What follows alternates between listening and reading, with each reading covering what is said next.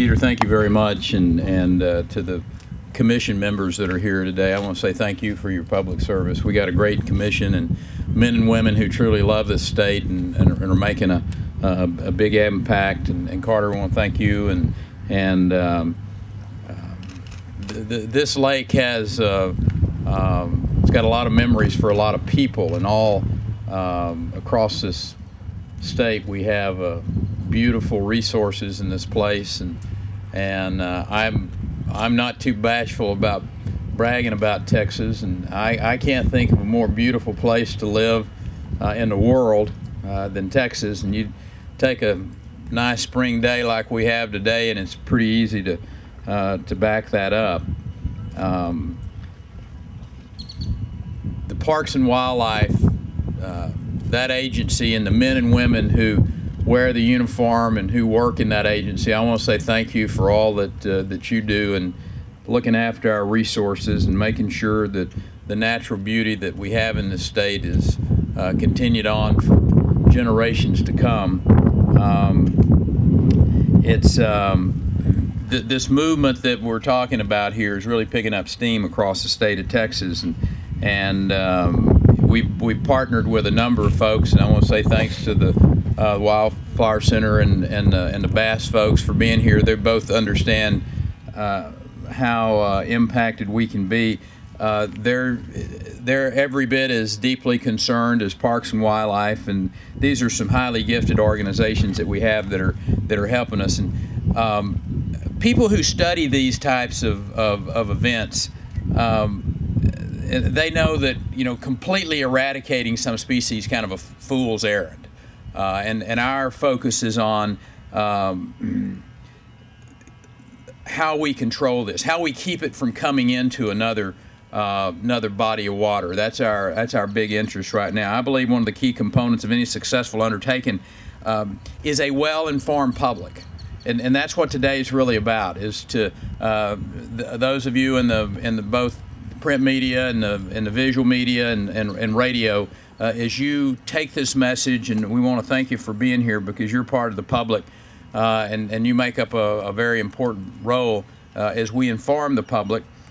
Given accurate information about the true impact of these species, Texans are going to make the right choices. I don't have any doubt, but they want to do their part of keeping our lakes clean and clear and inhabitable, and so this threat, this giant Salvinia, is the real deal.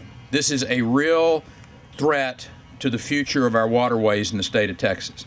If we don't get a handle on it, it and these other invasive species they're working their way into our ecosystem, and if we don't do our work now, Texas is going to be changed forever, and not in a good way.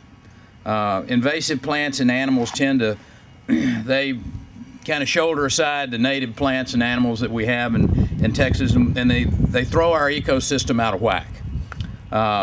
In the process, they cost Texans millions of dollars, whether it's disrupting the recreational use of a body of water or whether it's destroying our natural heritage. It costs hundreds of millions of dollars in this state. As a matter of fact, the price tag that's been put on invasive species across the United States is $35 billion every year. Here in Texas, just one of those invasive species that we would love to have never gotten to know, the red imported fire ant, that thing is costing the state about $256 million every year. Invasive plants like the water hyacinth, hydrilla, and as we've talked about, this giant Salvinia, they not only harm water quality, but they also block the recreational access to our waterways. And so, as I think Carter was talking about, you've seen these big mats floating in the, you can't even launch a boat, they can be so thick. So it's a real problem. And it's a real problem when it comes to the fishing side of things, and parts of the state where it is a fundamental part of our culture. I tell people, I said, let me tell you, there are a few things that are culturally traditional in Texas, and one of them's fishing. And this plant is one of those that is having a real impact.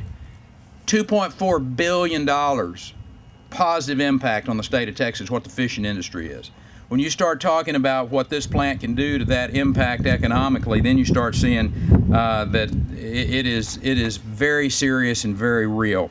As Chairman Hole said, answers are pretty simple though, and it's something that Texans can do themselves, and it doesn't cost a lot of time or money. And you know, I'm not going to list the ways to deal with this, and I'm not going to list the species, but Damon, you've got on your website at invasive species, is it .org? Texas Invasives, TexasInvasives.org. They've got a list of these species and also, you know, what to look for, how to report them, how to deal with them.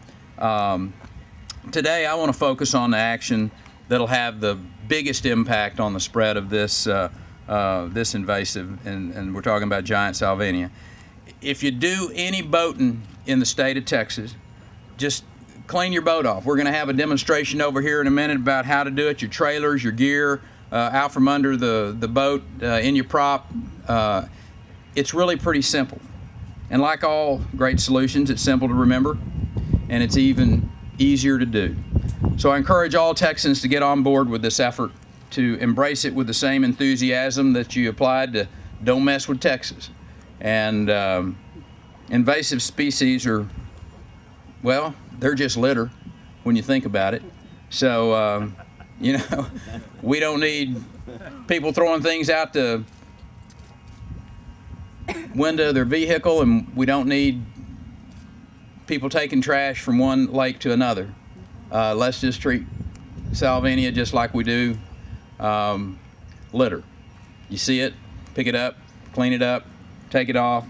If each of us does a little, together we can do a lot.